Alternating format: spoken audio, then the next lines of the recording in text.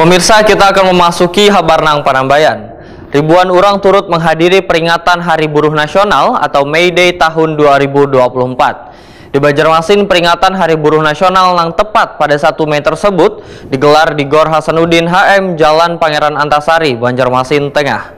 Untuk memeriahkan gelaran tersebut, maka dilaksanakan pula pasar murah, donor darah, pelayanan kesehatan gratis, wan senam massal. Ribuan orang turut menghadiri peringatan Hari Buruh Nasional atau May Day tahun 2024. Di Banjarmasin, peringatan Hari Buruh Nasional yang tepat pada 1 Mei tersebut digelar di Gor Hasanuddin HM, Jalan Pangeran Antasari, Banjarmasin Tengah. Untuk memeriahkan gelaran tersebut, maka dilaksanakan pula pasar murah, donor darah, pelayanan kesehatan gratis, wan senam massal.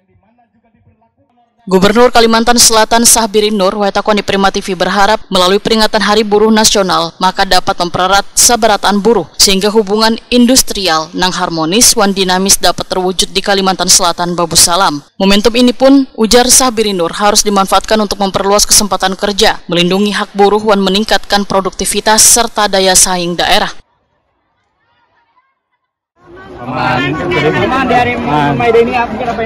Selamat Hari Buruh Nasional, semoga buruh semakin sejahtera, itu harapan kita semua pastinya demikian ya. Oke.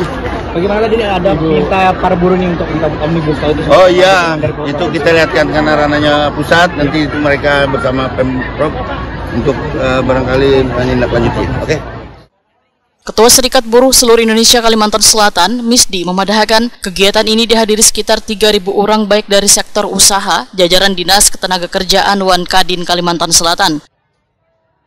Selaku perwakilan buruh di Kalimantan Selatan, Misdi berharap regulasi upah bagi beban buruh bisa sesuai dengan ketentuan dari pemerintah, dikarenakan masih adanya perusahaan yang kada memberikan hak pekerjanya dengan baik. Kasus memang banyak kasus-kasus pencatatan kasus yang ada di 2023 kemarin, 2024 memang ada kita catat kasus khusus pekerja itu sekitar 27 kasus yang kita tangani di Dinas Tenaga Kerja, rata-rata sekitar 20 lebih lah sudah selesai. Ada beberapa kasus yang belum selesai, memang masih dalam badan proses. Apa itu?